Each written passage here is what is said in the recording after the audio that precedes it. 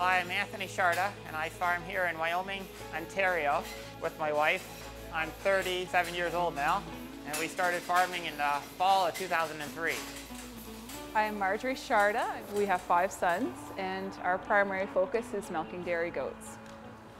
Well, the research I started before I bought this farm, and before I got the goats, I went to several different farmers in the area throughout Ontario, actually, probably 6 or 7 of them, and noticed there's lots of potential in the goat industry, and now I see it in the growth that we had from 2003 when I started up until today.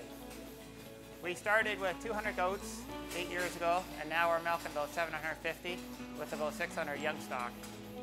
And then when I bought the farm, there's a finishing barn on here, and I kept that pig, so we still have the 300 finishing pigs.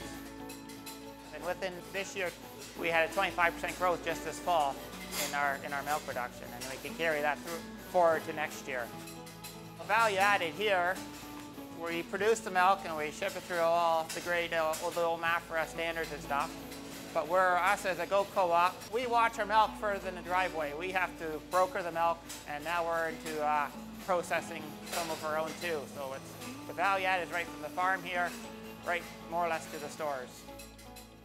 Now our co-op purchased Mornington, so now we have access to cheeses. Our co-op is producing cheeses as well, so as members we can go and sell the cheese. So I went to a farmer's market with another lady that is also a member of the co-op, and we sold cheeses and butter, and that was exciting to be involved with the consumer. So we've produced the product, but we also go on and see the consumer eat it, and it was fun to get in the community. And a lot of people don't know that you can make hard goat cheeses, and that's what we were selling. So it was a healthy product and a delicious product. We have marble, we have a mild, medium, old cheddar.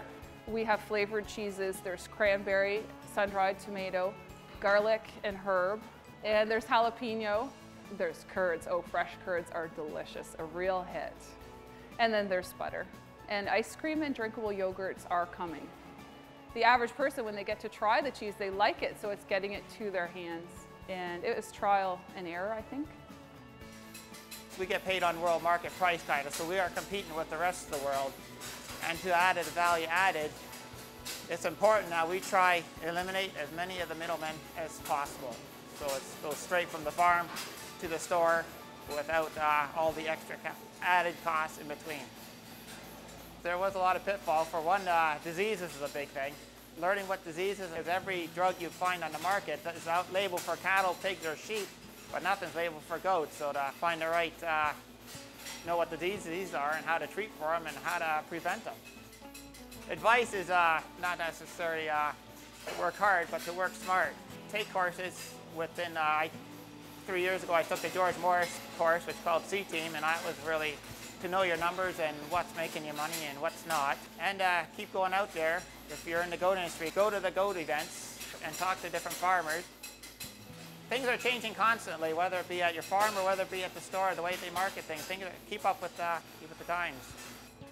I would say do your research before you start. You don't want to get into something and say, this is not for me, I've done this wrong. You want to make sure you know what you want and how to get there. So you need to talk to other people that have done this, do some research. One thing Anthony always said too, don't follow a fad. Don't do something that is just going to come and go immediately. Now, when you're talking about goats, goat milk is the most widely consumed milk in the world. For us, we knew it was something that was tried and true, that had been around for quite a long time. So we saw people looking for something healthier, and we thought, we'll just see if the goats will work for us, and it has. We've enjoyed it. I always have plans. I have a business plan. I got 5 boys. They want to farm. I got a plan now for when they do get older. So yeah, I have time to plan, but I can't expand more than the market demands. Otherwise, you end up with a surplus, and that's not good. So you got to expand as the market expands, and that's what I've been doing.